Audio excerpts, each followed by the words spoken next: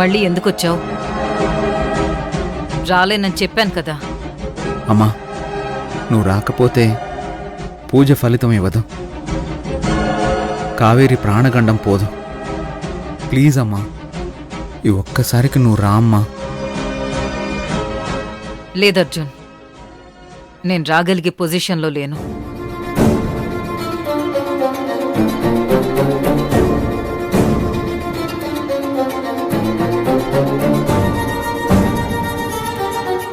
అమ్మా, కావేరి నువ్వు కోరి తెచ్చుకున్న కోడలు, నీకెంతో ఇష్టమైన కోడలు. తన్నలా వదిలేయడం న్యాయం కాదమ్మా. కావేరి ఎన్నోసార్లు నీకోసం, మన కుటుంబం కోసం తన ప్రాణాలనే పణంగా పెట్టింది కదా. అలాంటి కావేరి ప్రాణాల మీదకొస్తే చూస్తూ ఊరుకుంటావా అమ్మా?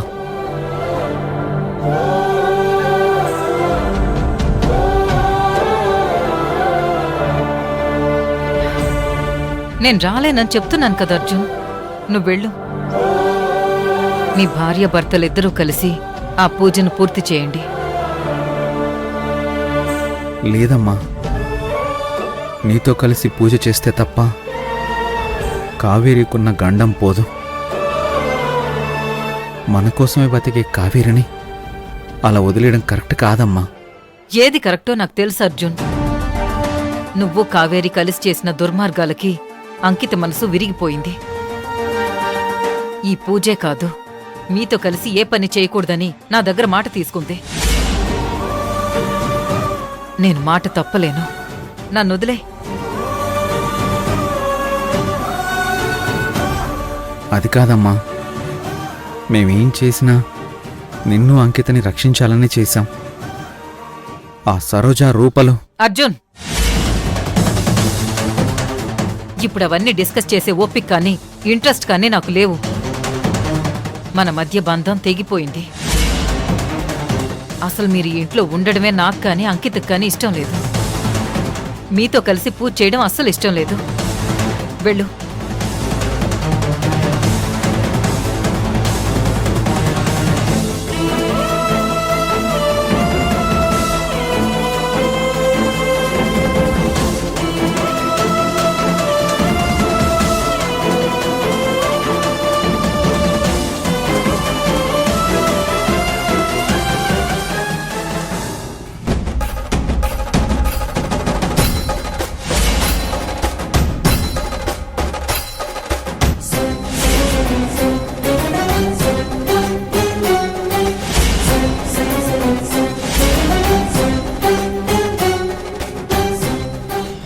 అమ్మా, అంకితకి మాటిచ్చానని రాను అంటున్నావు కదా. ఇంతకంటే అంకిత ఆనందంగా ఉండేలా చేస్తే ఆ మాట పక్కన పెడతావా? నీకు గాని అంకితకు గాని మేము ఇంట్లో ఉండడం ఇష్టం లేదు అన్నావు కదా. నువ్వు వచ్చి ఈ పూజ జరిపిస్తే మరుక్షణమే కావేరి నేను ఇంట్లో నుంచి వెళ్ళిపోతాం.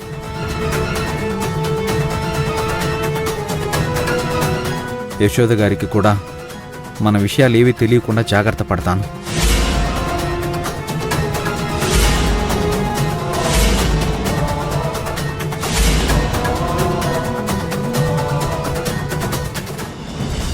అత్తయ్య, మీరొచ్చినా రాకపోయినా నేను బాధపడ్ను.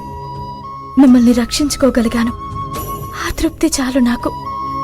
అన్నీ, పూజకి నువ్వు కూడా వచ్చుంటే బావుండేది. కావేరి రుణం కొంతైనా తీర్చుకునేదానివి.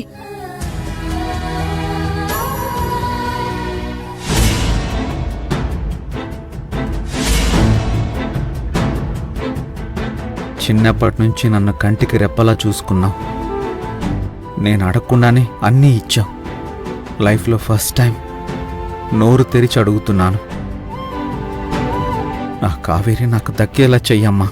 ఇప్పుడు అంకితకిచ్చిన మాట కంటే వీళ్ళింట్లో నుంచి వెళ్ళిపోవడమే ముఖ్యం. అప్పుడే అంకిత హ్యాపీగా ఉంటుంది. నువ్వు చెప్పిందానికి ఒప్పుకుంటున్నాను అర్జున్.